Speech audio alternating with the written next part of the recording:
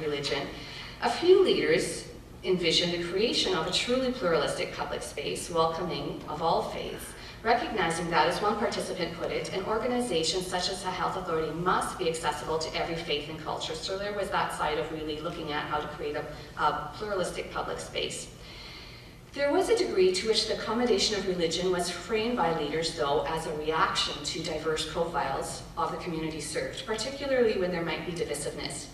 An administrator noted, and I quote, "We've got so many conflicts. You've got Sikhs, Hindus, the Muslims, the Jewish. It's really a cauldron out there." She went on to explain that friction and a community strung out over time led to intentional engagement with the Sikh community to create this family room I was referencing, that it could accommodate large numbers of family. The motivation, thus, for the accommodation of religion had really to do with dealing with complaints from both community and healthcare providers, rather than a fundamental ethical obligation to respect and accommodate. With the risk of friction in the midst of this cauldron, frontline leaders were for the most part oriented to maintaining then a neutral, safe, secular space. And I quote, "I have a sense that because the environment is a secular hospital, it is a public place, and I often feel that a lot of nurses and doctors are afraid to provide spiritual care or spiritual encouragement because they're afraid something might happen, but I know a lot of them are spiritual people." So this takes us then to the level of the healthcare professional, where the inconsistencies continue. And some healthcare professionals insist that religion has nothing to do with their care. Others say they're not allowed to talk about religion, and yet others say it has everything to do with what they do. So clearly the values and beliefs of the individual care provider are paramount again in how religion might be accommodated. In our study, a Sikh participant noted that nurses did not always accommodate Sikh patients' religious practices. And she said, "After toileting, I will give a Sikh patient a wet towel. That's all they need to maintain their need for cleanliness. But the nurses can't accommodate that. This is cleanliness so they can do their prayers. The nurses can't accommodate. You know, the nurses can't be bothered. They don't have time. They don't think about it." In a similar breach of religious-based practice, a Sikh caregiver noted that nurses would shave the arm hair of a Sikh in preparation for initiating an intravenous infusion without recognizing the clear religious prohibition against cutting hair. And again, she said, I quote, "To them, it's just second nature. You know, they're going to start an IV, they have to do a shave prep, and off they go. They forget." At the same time, at the same hospital, a lack of resource allocation for interpretive services was questioned by a Sikh participant, an observation that signals a healthcare system that does not easily adapt to other than English-speaking majority. I quote, "I've had Sikh people left, ignored for days because they didn't speak the language, so that's the biggest issue. It's the language challenge, and people have told me to my face, why don't these people learn English? And if they don't know English, they shouldn't be allowed to come to Canada." And we've heard this repeatedly in our research. So here, the intersection of race results in a racialized religion. These stories of marginalizing practices are deeply disturbing, suggesting persistent privileging of a white English Canada. Important here is that such blatant comments are not the norm. I need to be clear about that. More common is this general oversight or inattention to things spiritual. We have also profound stories of connection in our studies, where providers and patients coming from very different backgrounds find connection through the sacred. Sometimes when informal sacred spaces are created at a bedside, or when religious practices are encouraged, or through simply human-to-human touch. One caregiver described the bath he provided to a dying patient as a spiritual encounter. It was very profound for him. So we're left with this continuum from resistance to inattention, to reluctance, to deep engagement. The variation in approaches is really quite remarkable, reflective in part of the patchwork approach that is currently taken to health professions education, varying from no education in regard to religion, to teaching religion in a culturalist sense, where they're really conflating ethnicity and culture with religion, to framing religion solely as spirituality, so a very generalist, universalist, but deeply personalized spirituality. A rigorous scholarly engagement with the role of religion as a socio-political construct and a lived reality for many Canadians is lagging in healthcare, and I would say lagging behind other academic fields where the study of religion is described as a hot topic. It's not hot in healthcare. unfortunately. So there's a worry that opening the door to religion in the public institution of healthcare will risk religiously inspired conflict, authoritarian rulings, fundamentalisms.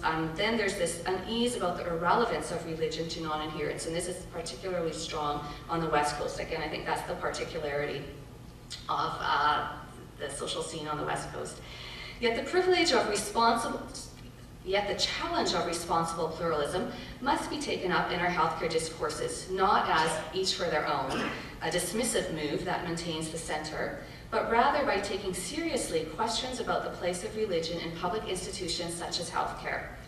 First, what is the role of healthcare in relation to spiritual care services? Here, one of our administrators put it very well. She said, we have to think as an organization, what is our role? She says, it seems to me there's a distinction between a facilitator and the deliverer of spiritual care services. There's this ongoing tension between valuing the provision of spiritual care services and resource allocation decisions. In the context of constrained resources, how do we accommodate not only the sort of universalities, but how do we accommodate the particularities? What would happen if health authorities and health professions education would frame religious accommodation more directly as a matter of human rights? More than accommodating religious practices, which leaves difference on the margins, in a hierarchy, as Reimer noted at the first panel in this series, can we also integrate diverse worldviews as a source of wisdom generally for society? Certainly this exhibit takes us toward that end, and I look forward to our conversation tonight. Thank you.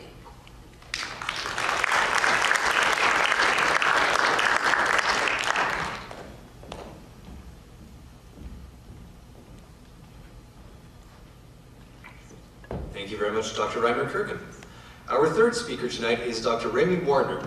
Dr. Warner will discuss the role of religion in public institutions from the perspective of a public institution. He will give insight into the ways in which community dialogue and public consultation inform rights provisions. Ladies and gentlemen, Dr. Remi Warner.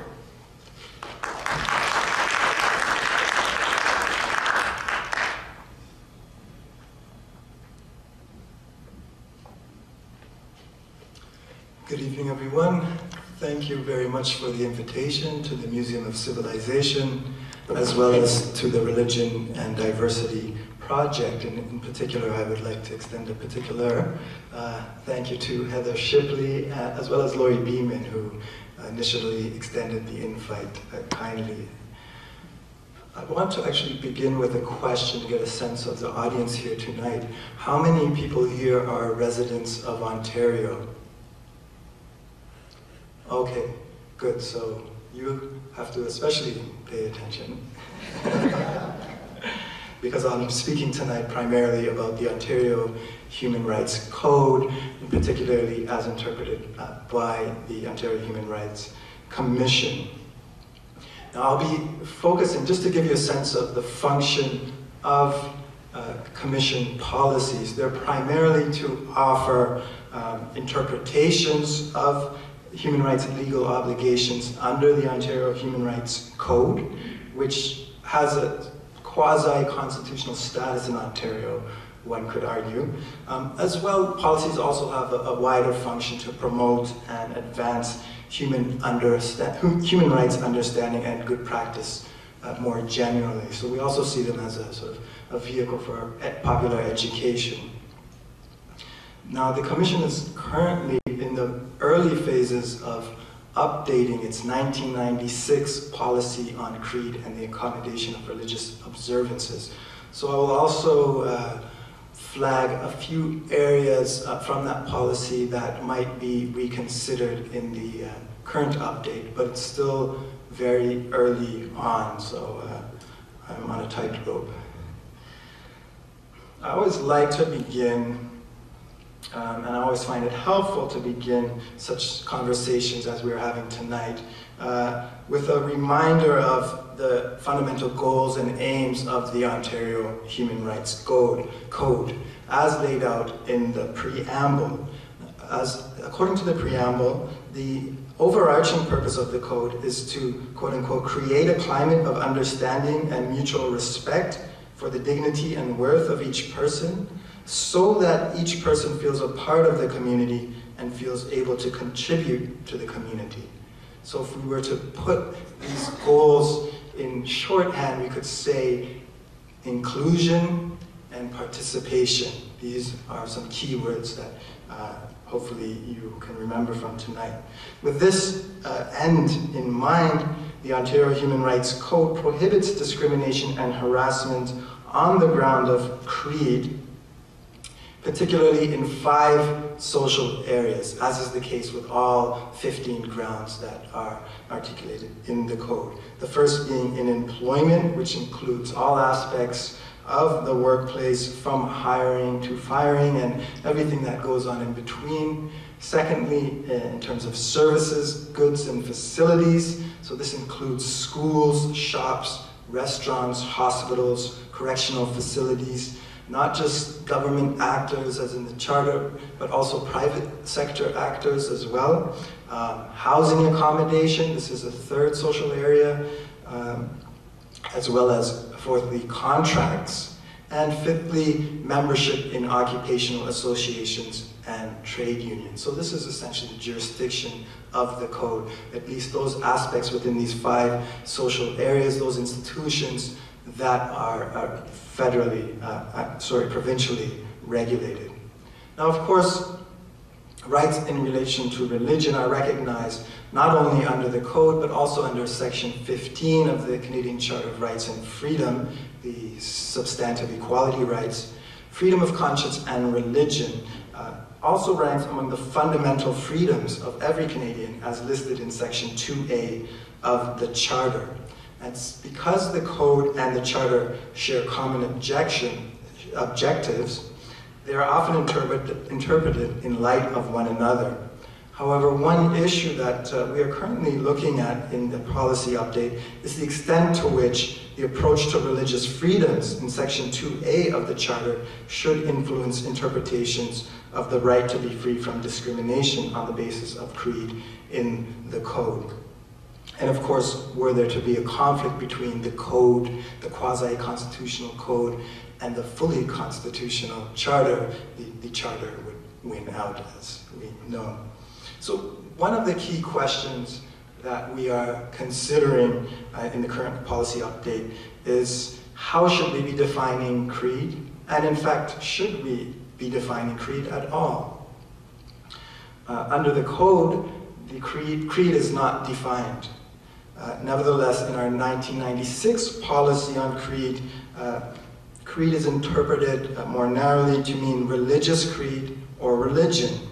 As such, our current policy excludes secular, ethical, and political beliefs from qualifying as a creed in the main. So while the code uses the term creed, other Canadian human rights legislation, and even sometimes in the same statute, use other terms such as religion. And so this use of these 2 terms in a single statute sometimes suggests that perhaps they should be interpreted in a way to give them independent meaning. And of course, as the Francophones here would appreciate, in the French language version of the code, the term that's used is la croyance, which in fact often in English translates as belief, from the Latin credo. And that itself opens itself out to wider possibilities in terms of understanding creed beyond religion proper per se. But what is clear to date is that both religion and creed are defined subjectively by the courts. Since the Commission's 96 policy, the leading decision interpreting what is meant by religion is the Supreme Court of Canada's decision in Syndicate Northcrest versus Amsterdam. The Amsterdam decision adopts a broad and highly subjective definition of religion under Section 2A of the Charter, similar to the definition used for creed in the OHRC's 1996 policy. I won't read that definition, but simply elicit some of the guidelines that has flown from that key decision and the case law that has derived from that decision since. And one of the things that is fairly clear, for instance, in terms of how do we determine if a creed right has been triggered, is that a claimant of a religious or creed right needs to show the existence of one, sincerely held beliefs or practices, which two, have a nexus or link with religion. So there is an objective element here and some need for evidence of the existence of a